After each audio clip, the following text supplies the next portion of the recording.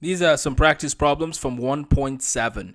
The first section is similar to the first section of 1.6, where they give you problems like x over 7 is equal to 6, and they ask you which of these is a solution. So which of the numbers following the given equation are solutions of the given equation? So in number 2, they give you 49, they give you 42, 43, and 45. Well, you know that only 42 will fit that label because, first of all, some of those numbers are not divisible by 7. So 49 divided by 7 is 7. We know that. 43 divided by 7. 43 is not divisible by 7. And 45 is not divisible by 7. So we know that it's only 42 that will work. And so that's how we do that problem in number 2. Number 12, where you have x over 3 is equal to 7. Again, now we have 24, 21, 28, and 22. We know that 21 divided by 3 is 7. So 21 is the one that fits the what you need for this particular problem. Let's go ahead and look at some one-step equation problems involving multiplication and division. So in number 14, you have x over 8 is equal to 6. When you have x over 8 is equal to 6, you have to remember when you're solving these problems, you have to use the inverse operations. What that means is that if I give you a problem with a variable, x, so if you have x plus something, the inverse operation will be a subtraction. If you have a subtraction, the inverse operation will be an addition. If you have a multiplication, the inverse operation will be a division. And if you have a division, the inverse multiplication will be a multiplication. So you use the opposite operation for each one of these. I use the word inverse in like saying opposite, the opposite operation. So when you have x over 8 is equal to 6, you know that you need to multiply both sides by 8. Well, notice that when you multiply the left by 8, it goes away. This is called the multiplication property of equality. And on the right side, we have 6 times 8, which will be 48. So x is equal to 48. Again, because there was a division relationship between the x and the 8, you multiply both sides by 8 to get x is equal to 48. Let's try another problem that involves a multiplication. A division, which will then become a multiplication. So you have x over 8 is equal to 2. In this problem, we see that 8 is in the denominator. We see that the relationship between the x and the 8 is one of division. So if it's x divided by 8 is equal to 2, you multiply both sides by 8 and you get x is equal to 16. So that's how you get the value for x.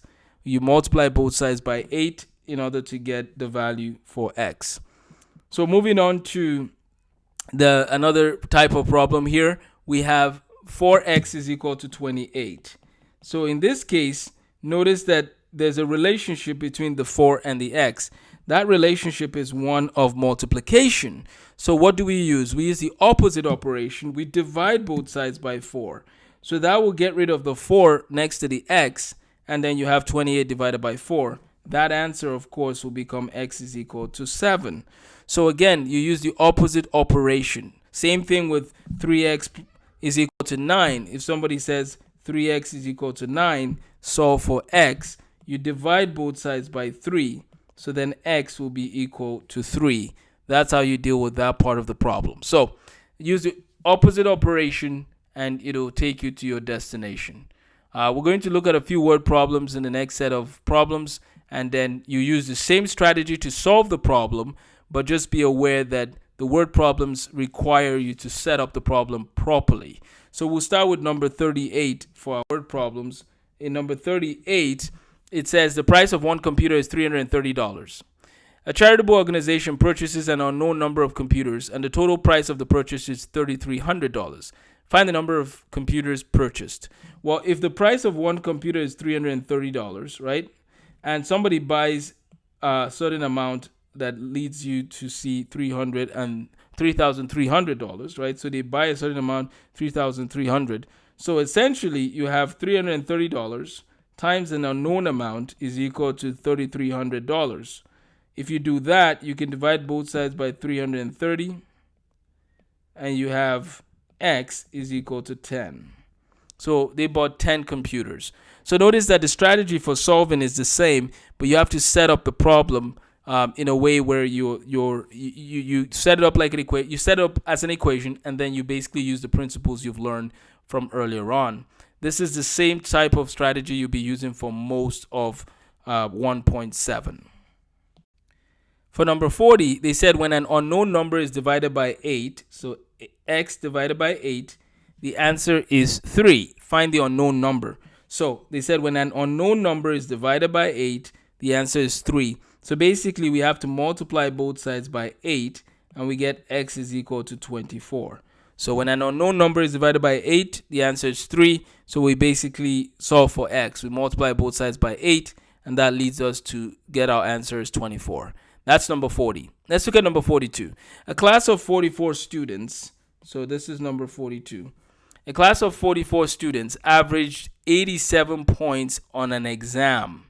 How many total points were accumulated by the whole class as a whole? A class of 44 students averaged 87 points on an exam. How many total points were accumulated by the class as a whole? So think about the definition of average, or how average works out. Average involves adding a set of numbers, okay, and you divide it by the total of the numbers that the total number of entities in question. So in this case, they said a class of 44 students, right? So you have all their scores are going to be up here. Imagine you have 44 values up here for the 44 students, and their average was 87, which is actually not bad. That's a pretty good average, depending on what class it is. I'm pretty sure that was not physical chemistry, because that's that class. You don't get 44 people averaging 87 points. But back to the point though, if you have 44 students and the average is 87 points, which is very impressive actually, how many total points were accumulated by the class as a whole? You take the 44 and you multiply it by 87. That will give you your answer. So you just go ahead and do this for us, and that will give you the answer that you need. 87 times 44, because that will give you the total number of what is up here, which we can call y. For example, this whole sum is y. And that sum will equal taking 87 times 44. That's what you get as your answer. We'll be talking more about average, mean, median, mode, and all these things from statistics at the end of our course. So if you have any questions on those, don't worry. Or if you have questions now, feel free to let me know. Number 44, when an unknown number is divided by 9, the result is 2. You use the same strategy we did from number 40. An unknown number is divided by 9, so you say x divided by 9 is equal to 2. You can solve that one. Let's look at number 46. The area of a rectangle is 77 square feet, okay? The area of a rectangle is length times width.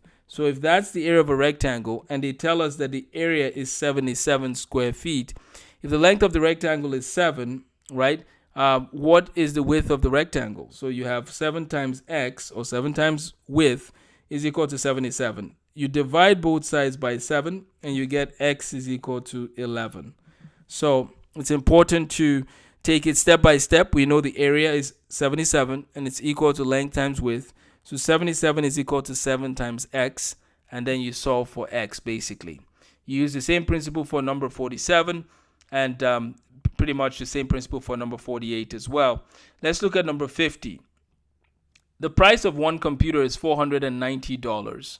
A charitable organization purchases an unknown number of computers, and the total price of the purchase is $58.80. Find the number of computers purchased. So it's the same principle we did on. We know it's $490 for each computer, which is actually reasonable for a computer, but these days a lot of computers are much more expensive than that. But $490 would be a good one, especially if you're buying in bulk. So 490 times x is equal to 5,880. So that's how we line it up. So then you divide both sides by 490. So you have 5,880. You divide that by 490. And that will take you to your destination. Now you can use long division if you want for this particular problem. As I said, we'll try to avoid having you use a calculator, but with big numbers like this, the point is to make sure that you know what the steps are. But we say 5880, we divide that by 490, and that gives you 12. So they bought 12 computers in this particular case. So 12 computers. Okay, now let's look at number 52. A class of 44 students averaged 88 points on an exam. How many total points were accumulated by the class as a whole? You would be using the example that we did earlier from 42. You have 44 students averaging 88 points, so you would be basically multiplying that 88 times 44 to give you the accumulated score. Because that accumulated score divided by 44 is what gave you 88 as the average. So something to keep in mind. And then let's look at 54 and 56 as we wrap up. So number 54 and number 56, we'll do them side by side.